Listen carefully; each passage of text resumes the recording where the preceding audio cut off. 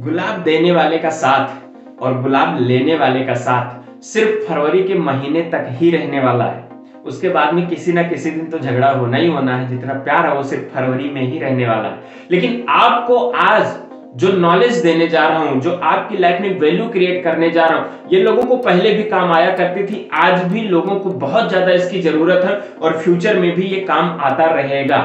देखो, समय कैसा भी हो, जगह कोई भी हो, उम्र कुछ भी हो जाए, समय कैसा भी हो, जगह कोई भी हो, उम्र कुछ भी हो जाए, इससे कोई फर्क नहीं पड़ता है। क्योंकि आंखें हमेशा किसी भी पर्टिकुलर प्लेस पे, यानी कि शादी विवाह पार्टी फंक्शन बर्थडे या किसी टूरिज्म प्लेस पर या जहां भीड़ भाड़ वाली जगह होती वहां पर भी आंखें हमेशा उस चार्मफुल वाले पर्सन पर या अट्रैक्टिव लुक वाले पर्सन पर जाकर टिक जाती हैं और रुक जाती हैं, जिसका इंप्रेशन काफी अच्छा होता है और साथ में उसका पर्सनालिटी डेवलपमेंट यानी कि पर्सनालिटी यानी कि उसका व्यक्तित्व आपको एक अलग सा लुक देता है। अच्छा, इसको मैं रख लूं, चलो, अच्छा लग रहा है, ठीक है। चलो, कहते कि first impression is the last impression. First impression जिस पर्सन ने क्रिएट करने में सफलता पा ली उसका तो बल्ले बल्ले हो गया, और जिसने सफलता नहीं पाई भैया उसको कोई भी टेंशन लेने की जरूरत नहीं, डोंट वरी। ये होता रहता है लाइफ में, किसी भी चीज का कंसिस्टेंट इंप्रूवमेंट जरूरी है। यानी कि इंप्रेशन अगर पहली बार में नहीं बन पाया तो इंप्रेशन को री इंप्रेस यानी रिक्रिएट भी किया जा सकता है। ऐसा नहीं कि किसी पर्सन ने आपको पहली बार में देखते ही जो जज किया वो लाइफ टाइम के लिए जज कर लिया, वो आपका फर्स्ट इंप्रेशन फर्स्ट लुक था। कई बार लोग ध्यान भी नहीं देते हैं, लेकिन अगर वहीं पर आपका अट्रैक्टिव लुक होता, सबसे हटकर लुक होता, तो जाहिर सी बात है लोग आप पर ध्यान जरूर दिया करते। और ऐसा भी नहीं भाई मेरे, ऐसा भी नहीं कि अगर आपने फर्स्ट इंप्रेशन जमाने में कामयाबी या सक्सेस हासिल कर ली है तो वो जो पॉजिटिविटी किसी के माइंड में क्रिएट हुई है वो हमेशा से बनी रहेगी। ऐसा बिल्कुल नहीं है, वो कभी भी निगेटिविटी में चेंज हो सकती है, क्योंकि अब उसका एक एक्सपेक्टेशन आ गया है। एक्सपेक्टेशन ये कि ये बंदा, ये पर्सन जिसने मुझे इंप्रेस किया अपनी पर्सनालिटी से, ये डेफिनेटली आगे चलकर भी मुझे इंप्रेस करता रहेगा। ये जितना बार भी ये मेरे सामने आएगा इसका लुक हमेशा अट्रैक्टिव ही रहेगा। ये हर किसी की एक्सपेक्टेशन हो जाती है। लेकिन वही सोचिए, अगर आपका पहले जैसा व्यक्तित्व, पहले जैसा इंप्रेशन ना रहा, दूसरे टाइम में उससे थोड़ा सा भी खराब हुआ, इसका एक्सपेक्टेशन के एग्जैक्ट मैच में नहीं हुआ, तब सोचिए क्या होगा। ठीक इसी प्रकार से जिनका फर्स्ट इंप्रेशन खराब हो गया है वो अपने आप को बेहतर करे, अपने आप को सुधार करके वो रिक्रिएट कर सकते हैं, री इंप्रेस कर सकते हैं। और यकीन मानिए जो पहले वाला इंप्रेशन होता उससे ज्यादा इफेक्टिव होता है आपका कंटिन्यूअस इंप्रूवमेंट वाला इंप्रेशन। देखिए, दुनिया कितना भी क्यों ना बदल जाए, भले ही इंसान पृथ्वी को पूर्ण रूप से एक्सप्लोर करने के बाद में अंतरिक्ष में चांद, मंगल और बुध तक क्यों ना पहुंच जाए, लेकिन ये जो पर्सनालिटी डेवलपमेंट है ना, ये किसी भी सेक्टर में, किसी भी फील्ड में कितना भी क्यों ना विकसित हो जाए इंसान, फिर भी इसका यूज करेगा ही करेगा। क्योंकि हर जीवन की शुरुआत एक छोटी सी इकाई से होती है, तो जीवन में बहुत सारे ऐसे इंप्लीमेंट भी होते हैं जो उसको सीखना, जो उसको समझना, जो लाइफ में ऐड करना बेहद जरूरी भी होता है। पर्सनालिटी डेवलपमेंट में बहुत सारी प्रॉब्लम्स आती हैं, बहुत सारे लोगों को सॉल्यूशंस भी मिलते हैं, लेकिन ये कभी पूर्ण होने वाला टॉपिक नहीं। इस पर जितना भी बात किया जाए हमेशा से कम ही रहता है। ऐसी कुछ समस्याएं जैसे कि लोगों के हमेशा माइंड में ये बात रहती है कि उनका इंप्रेशन क्रिएट करने में, उनके कॉन्फिडेंस में हमेशा से कमी आ जाती है, या फिर उनका सेल्फ इमेज इतना अच्छा नहीं होता, एक पर्सनल ब्रांड इतना अच्छा नहीं होता जिसकी वजह से वो अपना इमेज क्रिएट कर पाए। या फिर कई बार लोगों को इस बात का डर होता है कि मेरा जो कम्युनिकेशन है, जो मेरा बातचीत करने का लहजा है, तौर तरीका है, वो कहीं ना कहीं इफेक्टिव नहीं है उतना जितना होना चाहिए था। या फिर आजकल के समय में लोग अपने कार्यों और समयों को ठीक तरीके से मैनेज नहीं कर पा रहे, इसके दलदल में फंसे हुए हैं और बहुत ज्यादा स्ट्रेस का सामना कर पा रहे हैं। तो उनको स्ट्रेस मैनेजमेंट आना भी बहुत जरूरी होता है। ऐसे ही बहुत सी प्रॉब्लम है जिसका सोल्यूशन वो चाहते हैं। मेजरली आज 4 टॉपिक के ऊपर, यानी कि confidence, personal brand, effective communication और साथ में आपको स्ट्रेस मैनेजमेंट, इन 4 टॉपिक्स पे आज ये पूरी वीडियो कवर करने वाला हूं। तो सबसे पहले बात करते हैं आपकी ग्रूमिंग के बारे में। ग्रूमिंग का मतलब आपका दिखावा कैसा है, आपका पहनावा ओढ़ावा कैसा है, आपका फर्स्ट इंप्रेशन कैसा है, यानी कि आपका बियर्ड का लुक कैसा, आपका हेयर का कटिंग कैसा है, आपका ड्रेसिंग सेंस कैसा है, आपका बॉडी लैंग्वेज यानी कि आपका कॉमन सेंस कैसा है, इन सारी टॉपिक्स के ऊपर। तो ग्रूमिंग में सबसे ज्यादा जो आज के टाइम में लोगों के बीच में देखा जा रहा है, चाहे वो बॉयज हो चाहे गर्ल्स हो, एक जो हेयर स्टाइल होती है, एक अजीबो अजीब हेयर स्टाइल रख लेते हैं। फैशन के चक्कर में कई बार तो लड़कियों के तो बाल ठीक है, संवरे हुए दिखते हैं, लेकिन कई बार ऐसे ऊट-पटांग तरीके से बंधे हुए दिखते हैं जो ऑफिशियल नहीं होता, जो लोगों को इंप्रेशन नहीं क्रिएट करके दे पाता है। और लड़कों के बाल कभी कभी ऐसे होते हैं कि इतने डैशिंग लुक दे देते हैं, ऐसे हेयर कटिंग करा लेते हैं कि मतलब देखने वाले 4 गालियां तो देकर जाते ही जाते हैं। साथ में कई लोगों की ऐसी हेयर कटिंग होती है कि चिड़िया पीछे पीछे, अभी जो हनुमान मूवी आई थी उसमें देखा था एक पर्सन को, उसका बाल ऐसा था कि चिड़िया को उसको अपना हमेशा घोंसला ही नजर आ रहा और उसको पीछे पीछे पीछे पीछे चू करके लगी हुई। ऐसे हेयर कटिंग ना रखें जिससे आपका फर्स्ट इंप्रेशन ही खराब हो जाए। दूसरा है आपके नेल। अगर नेल आपके अच्छे से साफ सुथरे हैं, अच्छे से कटिंग में है, प्रोफेशनल हैं, इसमें किसी भी प्रकार की गंदगी नहीं, तो ना एक अलग सा लुक देता है आपकी पर्सनालिटी के। वरना आप तो हाथ छुपाते रहोगे, फिर जेब में डालते रहोगे, इसका गलत इफेक्ट कहीं ना पड़ जाए, लोग कहीं देख ना ले, आप कितना बचोगे? लोग तो देख ही लेंगे। भाई लड़कियों को जो देखा जाता है ना, लड़कियों में जो नेल्स होते हैं वो तो ऐसे नाखून रखाती हैं जैसे इनका ये फैशन ना होकर इनका ये अस्त्र शस्त्र है, इसी से तो वे पूरा काम करेंगी। प्याज लहसुन भी नकोलेंगे, घर का काम भी करेंगे, किसी का चेहरा भी नोच लेंगे। तो ऐसे नाखून मत रखो ना कि जिसको देखते ही लोगों को माइंड में ऐसी इमेजेस क्रिएट हो जाए। और लड़के तो बिल्कुल भी ना रखो, क्योंकि ये यार बहुत ही गंदा लगता है। जितना नीट एंड क्लीन रखोगे उतनी ही पर्सनालिटी में आपको चार चांद। ऊपर से यार कुछ लोग बाइट करते हैं नाखूनों की, अच्छी बात थोड़ी है। नाखून को बाइट करना ना बहुत ही गंदी आदत है और लोगों के लिए आप इतने चीप साबित हो जाते हो ना कि अगर वो सामने वाला पर्सन आपसे बात भी करना चाहे तो नहीं करना चाहता है, करना ही नहीं है उसको। क्यों करे? आपकी ऐसी ऐसी आदतें हैं ना जो आपकी पर्सनालिटी को पूरा खराब करके रख देती है। उसके बाद है आपका ड्रेसिंग सेंस। हमेशा ड्रेसिंग सेंस ना, या तो आप मैचिंग पूरा पहनो या तो फिर आप हमेशा कलर का कोड समझो। कलर का कोड जैसे कि ये मैंने टी शर्ट पहना हुआ है, टी शर्ट के ऊपर एक मैंने ब्लेजर डाला हुआ है, तो ब्लेजर डार्क है जबकि मेरा टी शर्ट लाइट है। तो हमेशा से ऐसे ही जब आप शूज पहनते हो, अगर ब्लैक है तो सॉक्स हमेशा व्हाइट रखो, अगर आपका शूज जो है व्हाइट है तो सॉक्स हमेशा ब्लैक रखो। ऐसे ही आप अगर शर्ट पहन रहे हो लाइट कलर का तो पैंट आपका डार्क कलर रहे। लेडीज भी ऐसे, अगर ऊपर का उनका लाइट है तो नीचे का डार्क रखें, अगर नीचे का वो लाइट रखना चाहती है तो ऊपर का वो डार्क रखें। या फिर पूर्ण रूप से एक मैचिंग आता है जो मैच पूरा करता है, उसको भी आप वेयर कर सकते हैं। जो आपका ड्रेसिंग सेंस होता है ना, उसके बारे में लोगों की थिंकिंग होती है 100 में से 27.5% लोगों की ये थिंकिंग होती है कि इसने जो कपड़े पहने हुए हैं, ये जो पहन रखा है, इसका ड्रेसिंग सेंस इसके प्रोफेशन में इंटरेस्ट दिखाता है। जैसे आप किसी शादी विवाह पार्टी फंक्शन में गए हैं, आपका ड्रेसिंग सेंस बता देगा कि इस शादी विवाह पार्टी फंक्शन में आपका कितना इंटरेस्ट है। अगर आप किसी कॉलेज यूनिवर्सिटी में पढ़ने वाले बच्चे हैं, आपका ड्रेसिंग सेंस बता देगा कि आपको आपका स्टूडेंट होने में कितना इंटरेस्ट है। जब आप किसी के सामने एकाएक जाते हो या किसी से मिलना जुलना आपका होता है तो आपका जो ड्रेसिंग सेंस है, उस ड्रेसिंग सेंस से सामने वाला जो थिंकिंग रखता है वो 24.8% के हिसाब से आपके कैरेक्टर पर, कि आपका कैरेक्टर कैसा होगा, आप दिखने में जैसे हो क्या आपकी कैरेक्टर भी वैसी होगी, मैच कर रही दोनों। कई बार होता है कि ड्रेसिंग सेंस अलग होता है, आपका कैरेक्टर अलग होता है। जैसे अगर ड्रेसिंग सेंस की बात करूं तो जो एक जोकर होता है उसका पहनावा अलग होता है, जो बिजनेसमैन होता है उसका पहनावा अलग होता है। अगर कपड़ों का आदल बदल कर दिया जाए, जोकर को बिजनेसमैन के कपड़े पहना दिया, बिजनेसमैन को जोकर के कपड़े अगर पहना दिया जाए तो दोनों का हो सकता है बाहरी कैरेक्टर लोग ये समझे कि वो जोकर है जो बिजनेसमैन था और जो जोकर है वो बिजनेसमैन है। लेकिन जब उनका हाव भाव पता चलेगा, जब उनको देखेंगे लोग, पहचानेंगे लोग, समझेंगे तो ये समझेंगे कि इसमें कुछ ना कुछ गड़बड़ी है। भाई बाहर से कुछ और दिख रहा, अंदर से कुछ और है, दया कुछ तो गड़बड़ है इसमें।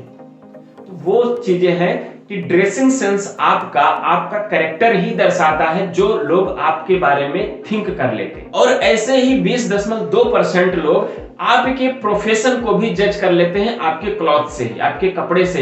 यानी कि आपने अगर मेरा कपड़ा शुरू में देखा होगा, जैसे वीडियो शुरू हुआ तो आप समझ गए होंगे कि ये प्रोफेशनल वीडियो बनाता होगा, ये बंदा प्रोफेशनल की बात करता होगा। लेकिन वहीं अगर मेरा ड्रेसिंग सेंस कुछ और कहता, मेरा ग्रूमिंग कुछ और होता, हेयर स्टाइल कुछ और होता, और मैं जब इस पे बात करता तो ऐसा लगता कि कोई कॉमेडियन आकर आपको नॉलेज की बात बता रहा है। ठीक है, तो सबका प्रोफेशन कपड़ों के हिसाब से भी डिसाइड हो जाता है। दूसरी अगर टिप्स की बात करूं तो वो आपका पर्सनल ब्रांडिंग, यानी कि लोगों के बीच आपका इमेज क्या है, किस वजह से आपको लोग पहचानते हैं। ऐसे अगर सर रतन टाटा के बारे में अगर बात करूं, उनका आपको ड्रेसिंग सेंस, उनका आपको ग्रूमिंग देखकर ही समझ में आ जाता होगा, ड्रेस कोड से समझ में आ जाता होगा कि वो एक बिजनेसमैन है। और बिजनेसमैन होने के नाते वो हमेशा से अपना ड्रेसिंग कोड यही रखते हैं। अगर वो चाहे, आज इतने बड़े हस्ती बन चुके हैं, उनकी इतनी बड़ी नेटवर्थ हो चुकी है, उनकी इतनी बड़ी पर्सनल ब्रांडिंग हो चुकी है, लोगों के बीच में इतने पॉपुलर हैं, वो चाहे तो कभी भी किसी भी मीटिंग पार्टी फंक्शन में कुछ भी पहन के जा सकते हैं। लेकिन नहीं, वो यही ड्रेस कैरी क्यों करते हैं? क्योंकि वो उनकी पर्सनल आइडेंटिटी है, वो उनकी पर्सनल ब्रांडिंग है। तो अपने पर्सनल ब्रांडिंग में 4 चांद लगानी है तो उनको पर्सनालिटी डेवलपमेंट में हमेशा से बने रहना जरूरी है। दूसरी अगर पर्सनालिटी की बात करूं तो वो है विराट कोहली। अगर विराट कोहली के कैरेक्टर की बात करूं या उनकी पर्सनालिटी की बात करूं या उनके प्रोफेशन की बात करूं तो सिर्फ भारत ही नहीं, आज पूरा वर्ल्ड उनके बारे में जानता, उनको फॉलो भी करता है। अब वो इतने बड़ी हस्ती हो गई, इतने बड़े नामचीन हस्ती हो चुके हैं क्रिकेट फील्ड में, वो चाहे तो अपनी जर्सी में दिन रात रह सकते हैं, उनको जरूरत ही नहीं है हर प्रकार के सूट्स को बेयर करने की। लेकिन वो भी अपनी पर्सनालिटी में 4 चांद लगाने के लिए, प्रोफेशनलिज्म में आने के लिए, वो जिस प्रोफेशन से बिलोंग करते हैं लोगों के बीच में अपने स्टैंडर्ड को बनाने के लिए क्या करते हैं? वो एक ड्रेसिंग कोड में रहते हैं, ड्रेसिंग सेंस में रहते हैं। सेम ऐसे ही रणबीर इलाहाबादिया के बारे में अगर आपने जाना होगा तो रणबीर इलाहाबादिया भी अपनी पर्सनालिटी को डेवलप करने के साथ साथ में वो हमेशा ड्रेसिंग सेंस में रहा करते हैं। वो बताते भी हैं कि हमेशा से एक जैसा ड्रेस क्यों पहनना जब आपके साथ में बहुत सारी अपॉर्चुनिटीज होती हैं या वैरायटीज होती हैं। अलग अलग ओकेशन पर अलग अलग ड्रेसिंग सेंस आप यूज करो ताकि आपकी पर्सनालिटी हर कपड़े में अलग अलग तरीके से लोगों के सामने झलक में आए, ताकि लोगों को आप एक हर बार नए कैरेक्टर के रूप में दिखो। जब आप किसी पार्टी फंक्शन में जाते हो तो उसका ड्रेसिंग सेंस लोग अलग ही रखते हैं, साथ में जब वो किसी कॉर्पोरेट या बिजनेस मीटिंग में जाते हैं तो उसका ड्रेसिंग सेंस अलग रखते हैं। तो अपनी जो पर्सनल ब्रांडिंग होती है, जो पर्सनल आइडेंटिटी होती है, उस पर भी लोगों का फोकस होना बेहद ज्यादा जरूरी होता है। तीसरी अगर टॉपिक के ऊपर बात करूं, तीसरी टॉपिक है आपका इफेक्टिव कम्युनिकेशन स्किल। अब इफेक्टिव कम्युनिकेशन स्किल क्या करता है? अगर आपके पास में कम्युनिकेट करने का एक इफेक्टिव तरीका है, जो कि आपको मेरा पिछला जाकर वीडियो देखना चाहिए, जो मैंने 2 से 3 वीडियो बना रखे हैं पर्सनालिटी डेवलपमेंट और कम्युनिकेशन स्किल के ऊपर में, और साथ में ऐसे उसमें टिप्स और ट्रिक्स मैंने बताई हुई है जिससे आप अपने लाइफ में किसी भी प्रकार के कम्युनिकेशन को इफेक्टिवली तरीके से डिलीवर करने में आपको सफलता मिलेगी। तो पहले जाकर वो वीडियो देख लीजिए ताकि आपको अब इसके आगे जो बताने वाला हूं वो अच्छे तरीके से समझ में आए। इसका लिंक आपको आई बटन में मिल जाएगा। जो इफेक्टिव कम्युनिकेशन होता है, इससे क्या होता है, जब आप इफेक्टिवली किसी से बात कर पाते हो तो आपका कॉन्फिडेंस बूस्ट होता है। कॉन्फिडेंस हमेशा आपका बढ़ता रहता है, कॉन्फिडेंस में बूस्टिंग होती है और आप लॉन्ग लास्टिंग इंगेजमेंट बना पाते हो। यानी कि अगर मैं आपके सामने बात करने आ जाऊं, आप मुझसे पर्सनली मिलो और आमने सामने से बैठकर बातचीत करें, और मेरे पास अगर इफेक्टिव कम्युनिकेशन स्किल का तरीका है तो मैं आपसे बात, अगर आपको नहीं भी करना आता तो मैं बात आपसे करवा लूंगा। दूसरी चीज है, आप पे इंप्रेशन भी अच्छा जमा दूंगा। तीसरी चीज यह है कि आपसे लॉन्ग लास्टिंग भी मैं बात कर सकता हूं, यानी कि इंगेजमेंट मेरा लंबे समय तक आपके साथ में बना रह सकता है। तो इफेक्टिव कम्युनिकेशन, इसमें ये सिर्फ टॉपिक ही आपके साथ में कवर कर रहा हूं, क्योंकि इसके बारे में अगर पूरा कवर करूंगा तो बहुत ज्यादा लंबा समय लग जाएगा, क्योंकि ये एक अलग टॉपिक है। पर्सनालिटी डेवलपमेंट की बात कर रहा हूं तो आज सिर्फ पर्सनालिटी डेवलपमेंट की बात करूंगा। कम्युनिकेशन स्किल जाकर आप मेरे वाले वीडियो में सीख सकते हैं। अब बात करते हैं इमोशनल इंटेलिजेंस की। अगर अब आपको लाइफ में हर प्रकार की सक्सेस को चाहते, जैसे या तो सर रतन टाटा जी को ले लीजिए, या विराट कोहली जी को ले लीजिए, या रणबीर इलाहाबादिया को ले लीजिए, या किसी भी बड़ी ग्रेट पर्सनालिटी के बारे में अगर आप जानते हैं तो उसको ही देख लीजिए। इमोशनल इंटेलिजेंस होने से जो आपका इमोशनल इंटेलिजेंस है, आप इमोशन को हैंडल कर पाते हो और आप इंप्रूव कर पाते हो किसी भी प्रकार के लाइफ में डिसीजन को लेने से। जो लाइफ का डिसीजन है उसको आपको लेने में आसानी होती है, और इसी की वजह से आपका दूसरा जो होता है वो आपका स्ट्रेस लेवल कम होता है। तो जो इमोशनल इंटेलिजेंस है ना, जैसे आपकी टीम में बहुत सारे ऐसे लोग अपनी अपनी गाथाएं सुनाते हैं, इमोशनल अटैचमेंट देते हैं, इमोशनल अत्याचार करते हैं आपके साथ में, तो जो आपका लीडरशिप क्वालिटी है, लीडरशिप क्वालिटी को इमोशनल इंटेलिजेंस के साथ में इंप्रूव करता है। ये आपकी जो एबिलिटी है इसको और बढ़ाता है। साथ में जो आपका परफॉर्मेंस होता है अपनी टीम के साथ में, अपनी टीम के साथ में जितना अच्छे से आप कोलैबोरेट करते हो, उसमें क्या करता है, ये आपका साथ देता है। इमोशनल इंटेलिजेंस आपकी टीम के साथ में बेटर परफॉर्म करने में हेल्प भी करता है। ये होता है आपका इमोशनल इंटेलिजेंस। हर प्रकार की इमोशन पे आपका ही कंट्रोल होता है। अगर आप कंट्रोल नहीं करते हो तो आपका फिर से वही स्ट्रेस, एंजाइटी, डिप्रेशन वगैरह वगैरह जो आपका सीखा हुआ लीडरशिप सब कुछ बेकार हो जाता है और आपकी पर्सनालिटी में जो 4 चांद लगे होते हैं ना, वो 4 धब्बे लग जाते हैं। इसके बाद में है 5वां टॉपिक है स्ट्रेस मैनेजमेंट। देखो भाई साहब, आज की लाइफ में ना हर किसी को स्ट्रेस हो ही जाता है। उसका भी रीजन, बहुत सारा रीजन है, क्योंकि लाइफ में प्रॉब्लम्स जो है डे बाय डे आ ही रही है। सॉल्यूशंस नहीं किसी को मिल पा रहा है। उसका भी रीजन क्या है, सॉल्यूशन पर कोई फोकस करता ही भी नहीं है। हर किसी के लाइफ में प्रॉब्लम आ रही, प्रॉब्लम्स ही लोगों को सुना रहा, गिना रहा, मेरे लाइफ में इतनी प्रॉब्लम है, आज पैसे की प्रॉब्लम, आज खाने की प्रॉब्लम, आज रहने की प्रॉब्लम, आज नींद नहीं आई ठीक से, आज मुझे बहुत ज्यादा स्ट्रेस हो रहा है, आज मुझे एंजाइटी हो रही, मैं डिप्रेस्ड हो रहा हूँ, बहुत सारे लोगों का बकाया है, बिजनेस नहीं कर रहा, बहुत सारी चीजों का भाई साहब स्ट्रेस होता है। अब सोचिए, कहते हैं कि जितना बड़ा आपका एम्पायर होगा ना, जितना बड़ा आपका वर्चस्व होता है, उतना ज्यादा स्ट्रेस आपकी लाइफ में होती है। लेकिन सोचिए, क्या रतन टाटा से बड़ी आपकी लाइफ है? क्या विराट कोहली से ज्यादा आपको स्ट्रेस है? या रणवीर इलाहाबादिया जो बियर बाइसेप के फाउंडर हैं, जो फाउंडर चलाते हैं, जिस चीज का फाउंडेशन उन्होंने किया है, क्या उससे रिलेटेड जो स्ट्रेस रणवीर इलाहाबादिया जी को आती है, क्या वो स्ट्रेस आपको है? अगर नहीं है भाई साहब, तो स्ट्रेस को मैनेज करना सीखिए। इन लोगों ने भी मैनेज करना सीखा है। कई बार लोगों को सोशल मीडिया कंट्रोवर्सी का स्ट्रेस रहता है, किसको नहीं होता। अभी हाल ही में डॉक्टर विवेक बिंद्रा और संदीप महेश्वरी जी के बीच में कंट्रोवर्सी हुई थी। क्या उस कंट्रोवर्सी का इफेक्ट संदीप महेश्वरी पर या फिर विवेक बिंद्रा पर नहीं पड़ा होगा? बिल्कुल पड़ा होगा। पर्सनल ब्रांडिंग पे इफेक्ट आता है कंट्रोवर्सी से। उसके बाद में पर्सनालिटी में जो 4 चांद लगे होते हैं, उस जगह धब्बा लगने में कोई टाइम नहीं लगता है। उसके बाद में आपकी जो पर्सनल ब्रांडिंग होती है, जो आपका इमेज क्रिएट हो रहा था पूरी सोसाइटी में, उसका एक गलत इंप्रेशन भी लोगों पर पड़ जाता है। बहुत सारी ऐसी कंट्रोवर्सी का लोगों का, हर उन लोगों को सामना करना पड़ता है जिनको अपना एक स्टेटस, अपना एक लेवल मेंटेन करके रखना। तो सोशल स्टेटस जो होता है आपका, यानी कि जो आपका इमेज है, जो आपका पर्सनल ब्रांडिंग है, जो आपका लोगों के बीच में एक वर्चस्व, उसको भी मेंटेन करना बहुत जरूरी है। उसका भी प्रेशर होता है, स्ट्रेस होता है, क्योंकि आपका जो समाज है ना, समाज का प्रेशर आपके ऊपर ये रहता है कि अगर आप कंटिन्यूअस इंप्रूवमेंट कर रहे हो, इंप्रूवमेंट करके आप ऊंचाइयों को छूते चले जा रहे हो, तो कभी भी आप नीचे मत गिरना, हमेशा से ऊपर उठते रहना। ये आपका सोशल स्टेटस का स्ट्रेस होता है। हर इंसान जो करोड़पति है, लखपति है, अरबपति है, खरबपति है, जिसका एक इकोनॉमिकल स्टेटस है, उस स्टेटस को भी बरकरार रखना बहुत जरूरी है। इसका भी लोगों पर प्रेशर पड़ता है, इसका भी स्ट्रेस लोगों को झेलना पड़ जाता है। अगर कंपनी चला रहा है या इंडस्ट्री चला रहा है, तो उसकी रेपुटेशन का भी